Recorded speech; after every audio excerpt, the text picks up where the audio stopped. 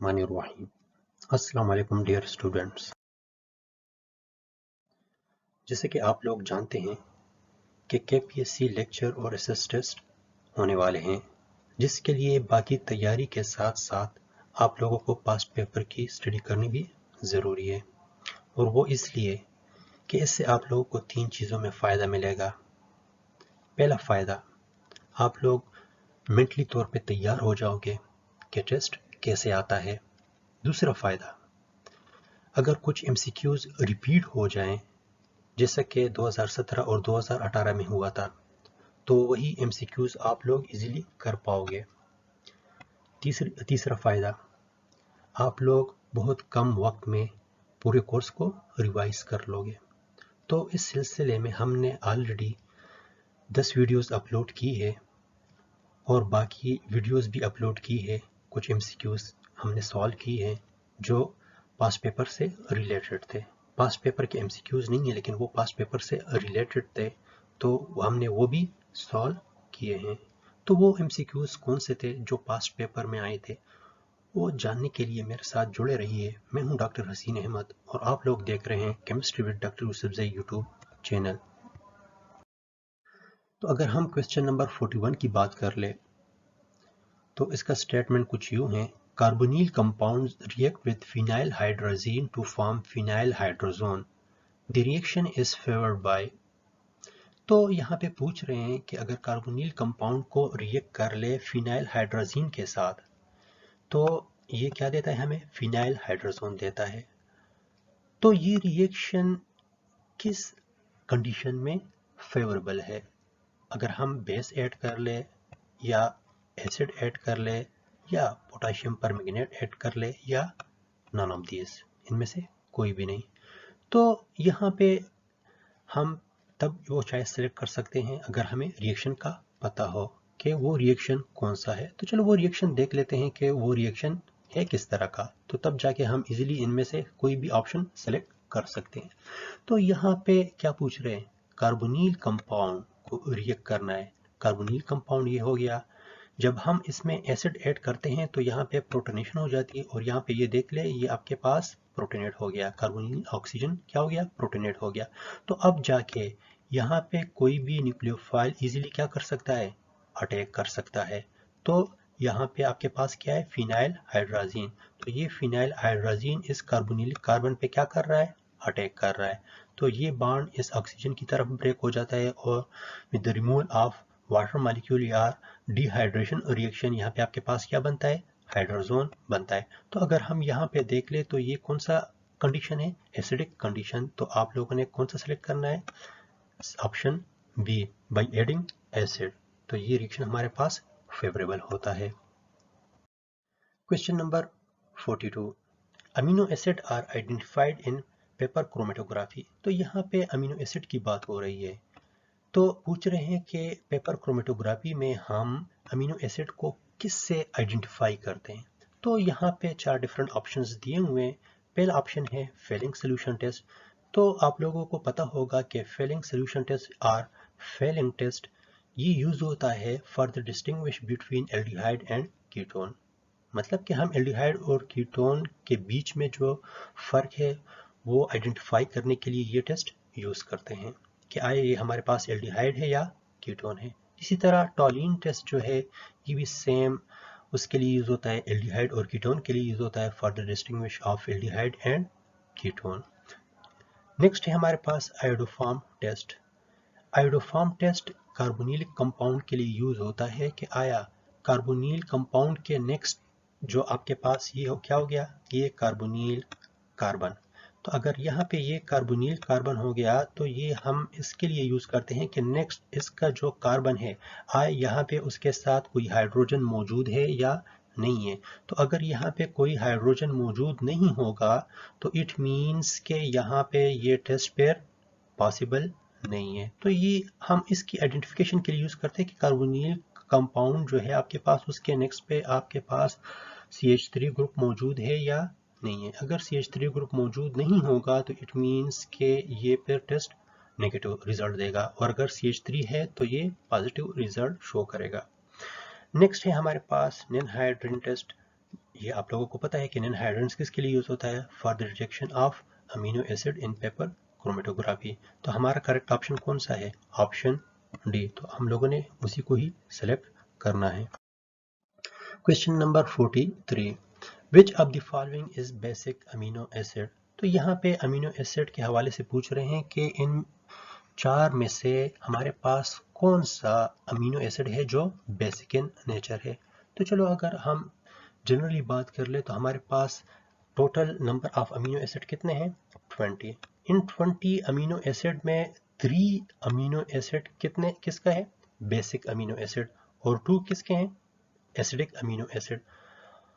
तो यहाँ पे अगर हम ये दोनों को जमा कर ले तो हमारे पास acid plus base amino acid कितने हो गए?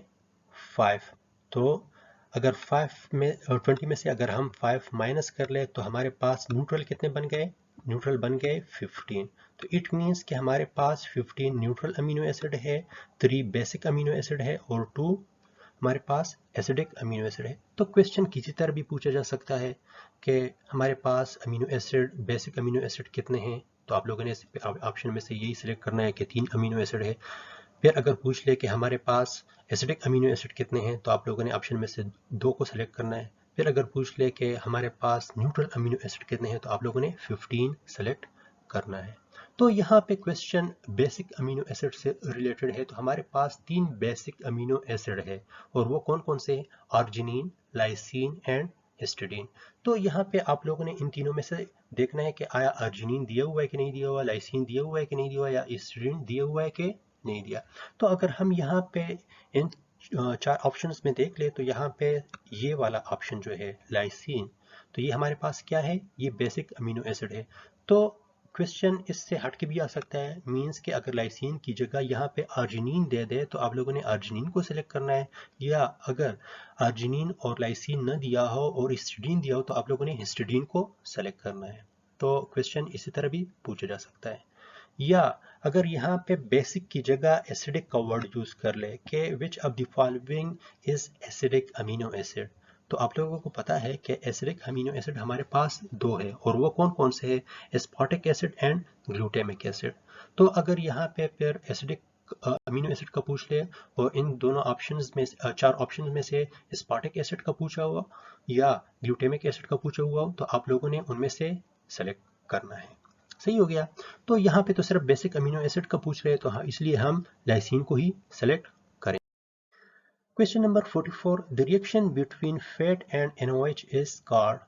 तो ये तो एक जनरल सा डिफिनीशन है आप लोगों के पास, और वो किस तरह का है कि अगर हम फैट और NaOH को रिएक्ट कर ले तो ये हमारे पास कौन सा रिएक्शन होता है? ये हमारे पास सल्फोनिफिकेशन रिएक्शन होता है। ये डिफिनीशन है जनरल सा, तो आप लोगों को ये आना चाहिए कि सल्फोनिफिकेशन क्या होता है हमारे पास। Reaction between fat and NaOH is called sulphonification. तो चलो यहाँ पे बाकी 3 ऑप्शंस भी दिए हुए हैं तो इन 3 ऑप्शंस को देख लेते हैं कि ये क्या कहलाता है। एस्टरिफिकेशन क्या होता है? The formation of ester from carboxylic acid and alcohol is called esterification. इसी तरह हाइड्रोजनालिसिस क्या होता है? ये हमारे पास एक कैटालिटिक रिएक्शन है in which the chemical bond between carbon carbon और carbon heteroatom is break down by using hydrogen atom or by the addition of hydrogen atom। Means कि यहाँ पे अगर हम हाइड्रोजन एटम को ऐड कर ले तो as a result of this addition of hydrogen atom the bond between carbon carbon and carbon heteroatom are break down. तो ये हमारे पास क्या हो गया? हाइड्रोजिनोलाइसिस हो गया। इसी तरह हमारे पास नेक्स्ट जो है फर्मेंटेशन। फर्मेंटेशन क्या होता है? फर्मेंटेशन का वर्ड भी आप लोगों ने सुना होगा। एक्चुअली ये हमारे पास जो शुगर्स होता है ये क्या करते हैं? अगर हम इंजाइमेटिक एक्टिविटी के थ्रू इसको हाइड्रोलाइज कर ले या ट्रांसफॉर्म कर ले तो उस प्रोसेस को क्या कहते हैं? फर्मेंटेशन कहते हैं। लेकिन यहाँ पे अगर स्टेटमेंट को देख ले तो यहाँ पे स्टेटमेंट में फैट और NaOH का ही पूछ रहे हैं जिसको कहते हैं सल्फोनिफिकेशन, तो इसलिए आप लोगों ने इसी ऑप्शन को सेलेक्ट करना है। तो यहाँ पे अगर हम इसको देख ले कि ये रिएक्शन होता किस तरह है आप लोगों के पास, पहला एस्टरिफिकेशन का, तो जिस तरह मैंने डिफिनीशन की यहाँ पे कि कार्बोक्सिलिक एसिड अगर रिएक्ट कर ले अल्कोहल के साथ in the presence of acid हमारे पास क्या बनता है? ईस्टर बनता है, तो इसको क्या कहते हैं? एस्टरिफिकेशन। यहाँ पे सिफोनिफिकेशन का रिएक्शंस भी दिया हुआ है। ये हमारे पास क्या है, फैटी एसिड है। उस फैटी एसिड को अगर रिएक्ट कर ले NaOH के साथ तो एज ए रिजल्ट हमारे पास क्या बनता है, सोप बनता है। तो ये हमारे पास क्या बना है, आपके पास सोप बन गया। ये ये आपके पास अल्कोहल बन गया और ये क्या है, सोप बन गया। तो ये आपके पास क्या है, सिफोनिफिकेशन रिएक्शन। तो हमने इसी को ही question number 45, which process is called inversion. तो यहाँ पे पूछ रहे हैं कि ये चार जो डिफरेंट ऑप्शंस दिए हुए हैं इनमें से इन्वर्जन हमारे पास कौन सा है। अब अगर हम यहाँ पे फर्स्ट ऑप्शन को देख ले, फर्स्ट ऑप्शन में क्या पूछ रहे हैं कि hydrolysis of fat and oil. तो जिस तरह लास्ट रिएक्शन में हमने पढ़ा कि हाइड्रोलिसिस ऑफ फैट उसको हम क्या कहते हैं, सिफोनिफिकेशन। तो ये इन्वर्जन नहीं हुआ, ये सिफोनिफिकेशन हुआ। तो इसलिए फर्स्ट ऑप्शन हमारे पास क्या हो गया, गलत हो गया। तो ये ऑप्शन इनकरेक्ट है। इसी तरह अगर हम प्रोटीन की बात कर ले तो प्रोटीन की हाइड्रोलिसिस को भी इन्वर्जन नहीं कहते। इसी तरह अगर सेल्यूलोज की हाइड्रोलिसिस को देख ले तो इसको भी इन्वर्जन नहीं कहते। तो हमारे पास कौन सा ऑप्शन करेक्ट हो गया, ये ऑप्शन करेक्ट हो गया option C, hydrolysis of sucrose. I hope आपको आइडिया हो गया होगा कि KPSC में किस तरह के क्वेश्चंस पूछे जाते हैं। अगर आपको इन पेपर के बारे में या इसके अलावा कोई भी क्वेश्चंस हो तो आप कमेंट में मुझसे पूछ सकते हैं। मैं कोशिश करूंगा कि सबको उनका आंसर दे दूं। अगर आपको वीडियो अच्छी लगी हो तो प्लीज़ इस वीडियो को लाइक कर ले, और अगर आप इस चैनल पर नए हैं तो प्लीज़ इस चैनल को सब्सक्राइब कर ले और बेल के आइकन को भी प्रेस कर ले। Thank you so much.